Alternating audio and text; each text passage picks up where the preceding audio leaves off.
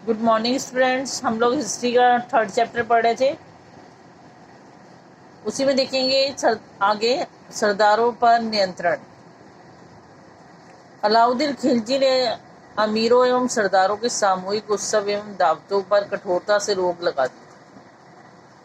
ठीक है, जितने भी अमीर थे या सरदार हुआ करते थे जो वो मिलजुल कर उत्सव मनाते थे, उन्हें मनाने से अलाउद्दीन खिलजी मना कर देता है। वह जानता था कि इन समारोहों एवं दावतों में जान पहचान बढ़ती है, जिससे इन्हें राज्य के प्रति षड्यंत्र रचने अथवा विद्रोह करने के लिए एकजुट होने के अवसर मिलते हैं। उन्होंने कहा कि वो उसने ऐसा क्यों किया कि तुम लोग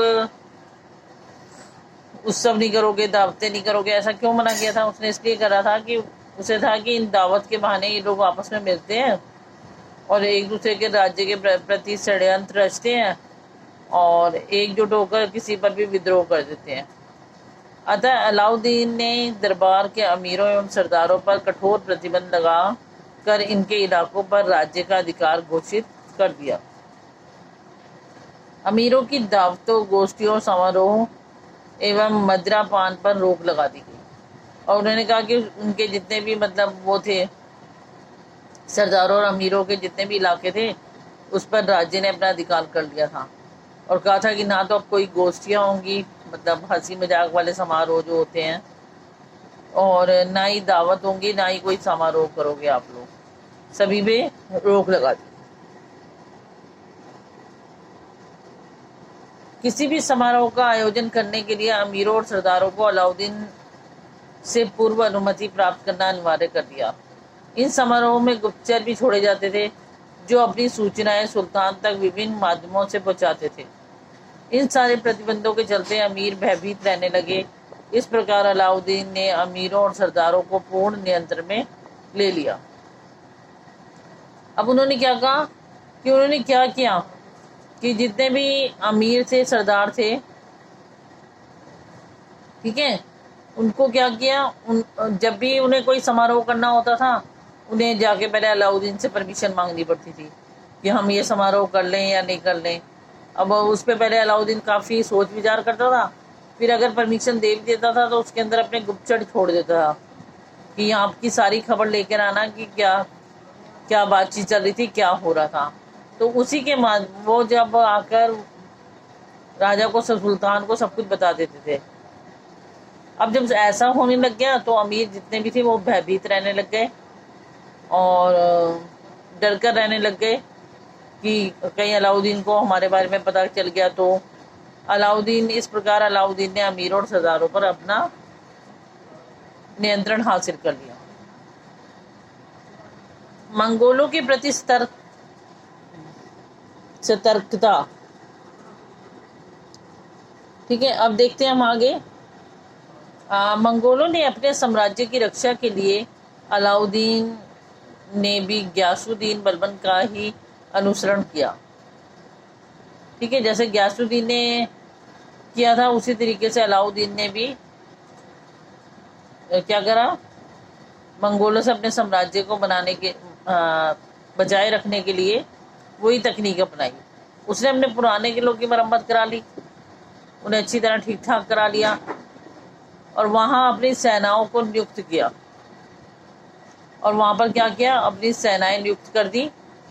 ये सेना कुशल योद्धाओं से युक्त थी जो मंगोलों के आक्रमणों को रोकती थी। और वो कह रहे हैं कि ये सेना जो है इतनी शक्तिशाली थी,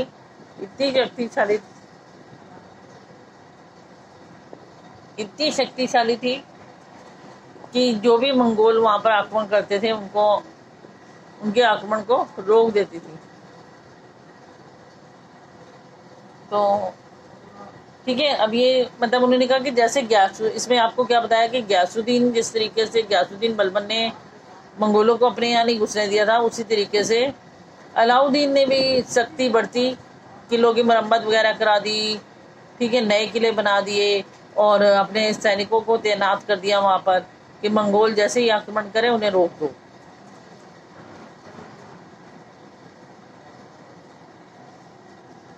अब आती है अलाउद्दीन की कृषि नीति। अलाउद्दीन ने सर्वप्रथम भूमि के सही लगान के अनुमान के लिए भी भूमि मापने की प्रथा की नींव रखी। ठीक है, वो कह रहे हैं कि अलाउद्दीन ही सबसे पहला ऐसा व्यक्ति था जिसने भूमि को सही तरीके से मापने की प्रथा चलाई थी।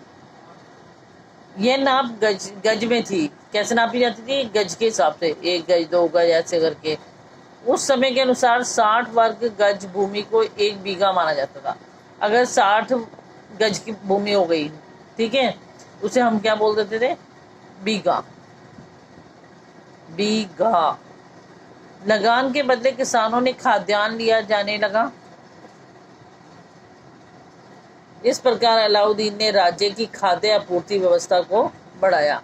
अब उसने क्या करा कि जो पहले वो लगान के बदले में पैसा लिया करता था, वो पैसा ना लेकर अनाज लेने लग गया और अपने यहाँ अपने राज्य की जो खाद्य सामग्री की आपूर्ति थी उसे ठीक कर दिया। तो यहाँ तक मैं आपको, इसके बाद उसने व्यापार पर नियंत्रण किस प्रकार किया? अब आपने देखा कृषि नीति में नियंत्रण कर लिया। सैनिकों मंगोलों को कैसे रोकने की उसने योजना बना ली। ठीक है, अब व्यापार पर भी उसने नियंत्रण किया। अलाउद्दीन ने अपने साम्राज्य विस्तार एवं रक्षा के लिए एक बड़ी सेना रखी हुई थी। ठीक है, एक बहुत बड़ी सेना की व्यवस्था कर रखी थी, हमने पढ़ा था। उसके बाद बहुत से सैनिक हुआ करते थे।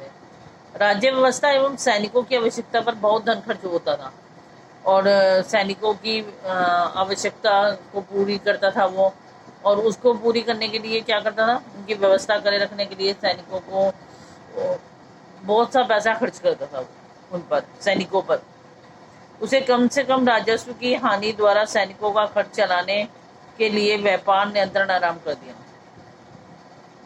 उन्हें सोचा कि अब मैं व्यापार पर नियंत्रण करता हूँ ताकि मैं अपने ये सैनिकों पे जो इतना खर्च करता हूँ उसको मैं पूरा कर सकूँ। उसने बाजार के मूल्य निर्धारित कर दिए जिससे कम एवं निश्चित वेतन प्राप्त करने वाले सैनिक भी अपना खर्च आसानी से चला सके। अब उन्हें बाजारों में मतलब चीजें सस्ती करवा दी ताकि जिन सैनिकों को कम आय मिलती है, कम तनख्वाह मिलती थी, वो आसानी से अपने घर का खर्चा चला पाए। व्यापार नियंत्रण के लिए अलाउद्दीन ने ईमानदार और कुशल अधिकारियों को नियुक्त किया। अब व्यापार पर नियंत्रण करने के लिए उसे क्या चाहिए थे? ईमानदार और कुशल लोग चाहिए थे। ठीक है, उनने ऐसे लोगों को नियुक्त किया जो बिल्कुल ईमानदार थे और कार्य करने में कुशल थे, जिनका प्रमुख अधिकारी शहना कहलाता था। और इसमें भी वो एक हेड बना देता था जिसको शहना कहते थे लोग। ठीक है, जिसमें जो वो व्यापार को नियंत्रण करने के लिए लोग इकट्ठे करता था ना, ईमानदार और कुशल, उसमें से एक को हेड बना देता था और जिसको क्या कहा जाता था? शहना। यह विभाग बाजार के व्यापारियों पर नियंत्रण रखता था और इनका काम क्या था कि बाजार के जितने व्यापारी हैं उन पर नियंत्रण रखो। व्यापारी एवं दुकानदारों के लिए नियमों का पालन अनिवार्य कर दिया गया। ठीक है, और जितने भी व्यापारी थे, दुकानदार थे, उनको कहा कि हमारे नियमों का पालन होना ही चाहिए। ठीक है, उनके लिए कोई नियम कानून बना दिए, उसे सभी को मानना होगा अगर उन्हें व्यापार करना है या दुकानें चलानी है। कम नाप तोल या अधिक मूल्य लेने वाले व्यापारियों को कठोर दंड दिया जाता था और जो अधिक पैसे मांगते थे, मतलब क्योंकि इसने सस्ती करी थी चीजें, कोई किसी चीज के दाम बढ़ाकर बोलता था या क्या करता था? कम तोलता था, कम नापता था, कम तोलता था, तो उससे क्या किया जाता था? उसको दंड देता था, उसको दंड दे दिया जाता था। बाजार भाव पर नियंत्रण रखने के लिए गुप्तचर व्यवस्था भी की गई थी। सुल्तान की वेश बदलकर बाजार में घूमता था और बाजार भाव की निगरानी करता था। कुशल व्यापार नियंत्रण के लिए सरकारी गोदामों की व्यवस्था की गई। किसी भी आपातकालीन स्थिति से निपटने के लिए इन्हें भरकर रखा जाता था। अकाल आदि के समय लोगों को इन गोदामों के माध्यम से खाद्यान्न की आपूर्ति की जाती थी।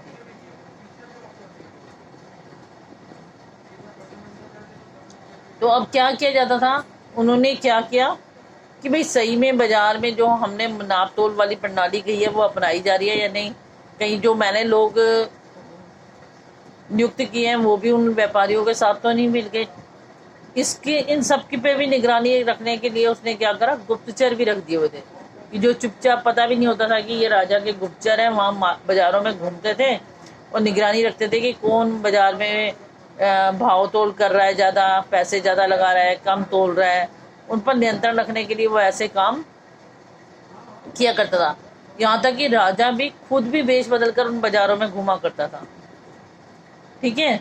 और आपातकालीन स्थिति से निपटने के लिए वो भी, अकाल आदि ना पड़ जाए, कोई ऐसी स्थिति ना आ जाए खराब, उससे निपटने के लिए वो क्या करता था, वो पहले से ही अपने गोदामों में सामान को भर कर रखता था, खाद्यान्न की, अब खाने पीने की सामग्री भर के रखता था कि कभी ऐसी स्थिति आ गई तो वो उसका सामना आसानी से कर पाए।